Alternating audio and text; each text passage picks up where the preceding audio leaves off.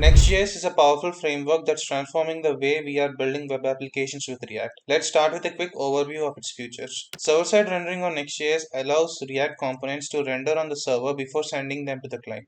This results in faster page load speeds, which is great for SEO and user experience. Next.js enables you to pre-render pages at build time. This means your pages are ready to be served instantly, which is perfect for blogs, portfolios, and other content-driven websites. File-based routing. Unlike traditional React setups where routing can be confusing, Next.js offers a simple file-based routing system. Your file structure in the apps directory defines your routes. It's intuitive and easy to manage. Automatic code splitting. Next.js automatically splits your code into smaller chunks. This means users only download the necessary files, leading to faster page performances and better user experiences.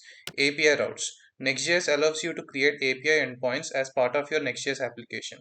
This is handy for building full-stack web applications on a single framework. Built-in CSS and Sass support. Styling your components is easier with Next.js as it supports CSS and SASS out of the box. You can also integrate popular CSS in JS libraries if you prefer.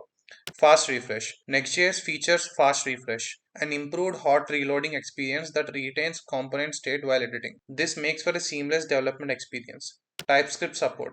For those who prefer strong typing, Next.js offers built-in support for TypeScript, making your codebase more robust and error-resistant. With these features in mind, let's set up our Next.js project. I'm assuming you're already having Node.js installed on your computer. Now choose an empty folder on your machine and open it in the Visual Studio Code.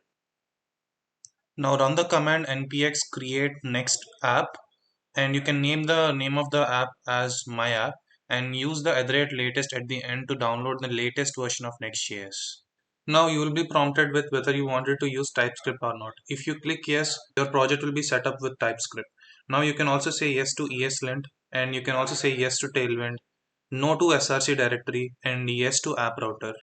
You can also say no to alias. Now all of your dependencies will be installed, and this might take around 1 to 2 minutes.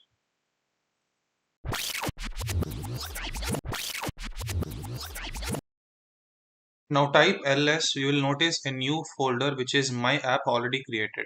Now cd into this directory and you will find all the project files of this Next.js application. Now in order to run this Next.js application, you have to run the command called npm run dev. This will run the Next.js application.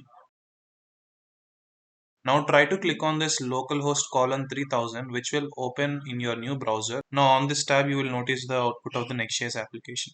Now if you notice in the Visual Studio Code, you can see the code is being compiled. Now you have to wait for a few seconds for this one. And now you have seen the output, and this is much faster than React.js.